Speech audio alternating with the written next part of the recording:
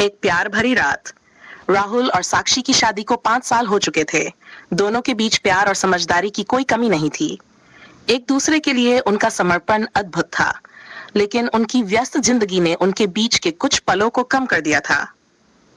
एक दिन राहुल ने साक्षी के लिए एक खास शाम की योजना बनाई। वह जानता था कि साक्षी पिछले कुछ समय से बहुत थकी हुई और व्यस्त थी। उसने सोचा कि क्यों न उनके रिश्ते में फिर से वह ताजगी और रोमांस भरा जाए जो उनके शुरुआती दिनों में था। राहुल ने घर को एक रोमांटिक माहौल में बदल दिया। उसने हर जगह मोमबत्तियां और फूल सजाए, धीमी आवाज में संगीत बजाया और उनके पसंदीदा खाने का ऑर्डर दिया। जैसे ही साक्षी काम से घर आई, उसने राहुल को इस खूबसूरत अंदाज में देखा और उसकी आंखों में खुशी के आंसू आ गए। राहुल ने साक्षी का हाथ थामते हुए कहा, आज की रात सिर्फ तुम्हारे लिए है। तुम्हारे बिना मेरी जिंदगी अधूरी है और मैं चाहता हूं कि हम फिर से उन यादों को जिएं जो हमारे दिल के करीब हैं। साक्षी मुस्कुराई और राहुल को गले लगाते हुए कहा, तुम्हें पता है, इन छोटी छोटी बातों से ही हमारा प्यार और गहरा होता जाता है। मैं खुद को दुनिया की सबसे खुशकिस्मत औरत मानती हूँ कि तुम मेरे हो। राहुल ने साक्षी को धीरे से अपने पास खींचा और उसकी आंखों में देखा। उनकी नजरों में वह इश्क था जो कभी खत्म नहीं होता। उन्होंने रात का खाना साथ में खाया, सब, और फिर दोनों छत पर जाकर रात के आसमान के नीचे बैठ गए। ठंडी हवा और तारों भरा आसमान उनकी रोमांटिक रात को और भी खास बना रहा था। राहुल ने साक्षी को अपनी बाहों में कसते हुए कहा, तुम्हारे बिना मेरी दुनिया कुछ भी नहीं। तुम्हारी मुस्कान मेरे हर दिन को रोशन करती है। साक्षी ने उसके कानों में धीरे से कहा, और तुम्हारे साथ बिताए हर पल मेरी जिंदगी को खास बनाते हैं। फिर दोनों एक दूसरे के पास और करीब आए। वह रात सिर्फ प्यार, इश्क और एक दूसरे के साथ बिताए खूबसूरत लम्हों से भरी रही। उनका रिश्ता और भी मजबूत हो गया और उस रात ने उनके दिलों में प्यार की एक नई कहानी लिख दी। यह कहानी प्यार, विश्वास और एक दूसरे के प्रति समर्पण की है।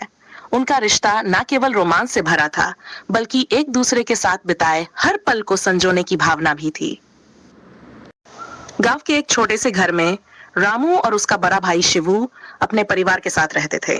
दोनों भाइयों के बीच गहरा स्नेह था। जब शिवू की शादी हुई और उसकी पत्नी सुमन इस घर में आई, तो घर में खुशियों की बार आ गई। सुमन बेहद सुलझी हुई और मृदुभाषी महिला थी, जिसने तुरंत ही पूरे परिवार का दिल जीत लिया। रामू, जो अब तक अपने बड़े भाई शिवू पर निर्भर था, भाभी के आने के बाद थोड़ा असहज महसूस करने लगा। वह सोचता था कि अब भाई का सारा ध्यान भाभी पर होगा और उसे पीछे छोड़ दिया जाएगा। लेकिन सुमन ने जल्दी ही रामू को समझा दिया कि वह उसकी भी उतनी ही परवाह करती है जितना शिवू की। सुमन ने रामू को छोटा भाई नहीं, बल्कि अपना बेटा माना। वह उसे प्यार से खाना बनाकर खिलाती, उसके कपड़े साफ करती और उसकी पढ़ाई में भी मदद करती। जब भी रामू स्कूल से थककर घर आता, सुमन उसे उसके पसंदीदा पकवान खिलाकर उसका हौसला बढ़ाती। रामू की पढ़ाई का परिणाम भी बेहतर होने लगा। समय बीतता गया और एक दिन रामू ने कुछ बड़ा हासिल कर लिया। उसने इंजीनियरिंग की परीक्षा पास कर ली। पूरे घर में खुशियां छा गईं। शिवू और सुमन की आंखों में गर्व था, लेकिन रामू का मन सबसे पहले अपनी भाभी के पास गया, जिसने उसे हर कदम पर संबल दिया था। रामू ने सुमन से कहा, भाभी, अगर आप नहीं होती तो मैं यहाँ तक नहीं पहुंच पाता। आपने मेरे लिए जो किया है वह किसी माँ से कम नहीं। सुमन की आंखों में आंसू आ गए और उसने रामू को गले लगा। एक छोटे से पहाड़ी शहर से शुरू होती है, जहां नेहा अपने परिवार के साथ रहती थी। नेहा खूबसूरत, सजीव और खुले विचारों वाली लड़की थी। उसकी मुस्कान में एक अजीब सा जादू था जो किसी को भी अपनी ओर आकर्षित कर लेता। दूसरी तरफ अमन शहर का एक सफल व्यवसायी था जो अपने काम के सिलसिले में उस शहर आया था। पहली बार जब उसकी नजर नेहा पर पड़ी तो वह उसकी खूबसूरती और उसकी मासूमियत में खो गया। अमन और नेहा की मुलाकात एक कैफे में हुई, जहां नेहा अपने दोस्तों के साथ आई थी। अमन ने धीरे धीरे उसकी तरफ देखा और उसकी नजरों से समझ गया कि वो सिर्फ एक खूबसूरत चेहरा नहीं, बल्कि एक रहस्यमयी लड़की है।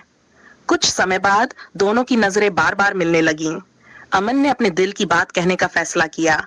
वह धीरे से नेहा के पास गया और कहा, क्या मैं तुम्हारे साथ कुछ समय बिता सकता हूँ? नेहा ने थोड़ी झिझकते हुए उसे देखा, लेकिन फिर उसने हामी भर दी। दोनों पास की एक झील के किनारे टहलने लगे। वहां की ठंडी हवा और खूबसूरत माहौल ने उन्हें एक दूसरे के और करीब ला दिया। अमन ने नेहा का हाथ थामा और उसकी आंखों में देखा।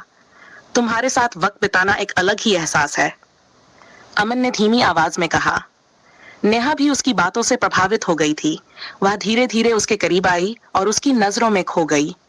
रात का समय हो गया था और झील के किनारे का माहौल और भी रोमांटिक हो गया था।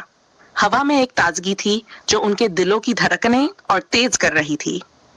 अमन ने नेहा को अपने पास खींचा और उनके बीच एक गहरी खामोशी छा गई।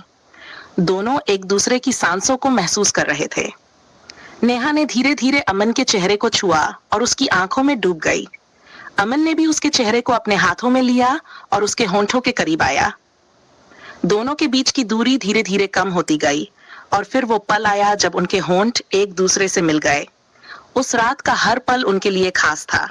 दोनों ने अपनी भावनाओं को खुलकर महसूस किया और वे जानते थे कि यह प्यार सिर्फ एक क्षण का नहीं था। अमन और नेहा ने उस पल को हमेशा के लिए अपने दिलों में बसा लिया।